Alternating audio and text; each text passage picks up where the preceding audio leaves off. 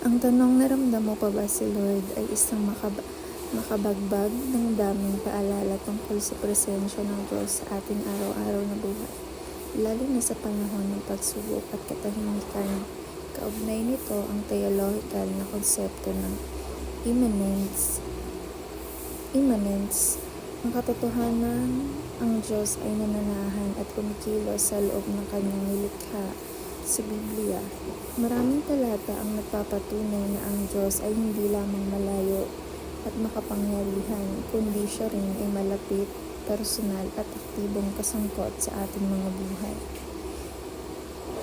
Narito, sinabi ni Jesus sa Matthew chapter 28 verse 20, "At narito ako'y kasama ninyo palagi hanggang sa katapusan ng panahon," nagpapaalala ng kanyang patuloy na presensya. Itinatanong ng salmista kung saan siya makakatakas mula sa Espiritu ng Diyos, sapagkat kahit saan siya magpunta, langit man o ilaliman, meron ng Diyos, naroroon ng Diyos. Ang mga ito ay patunay na kahit hindi natin siya palaging nararamdaman, hindi ibig sabihin na wala siya sa pananampalataya.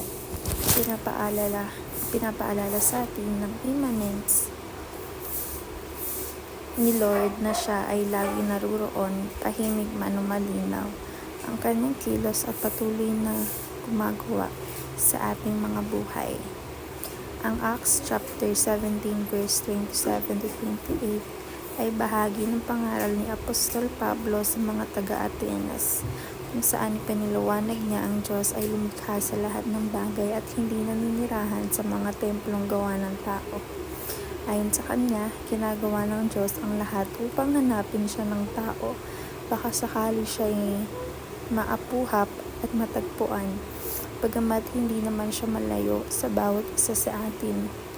Idiniin pa ni Pablo ang immanence ng Diyos ay pagsasabing sa kanya tayo nabubuhay, kumikilos at mayroon ng ating pagkatao.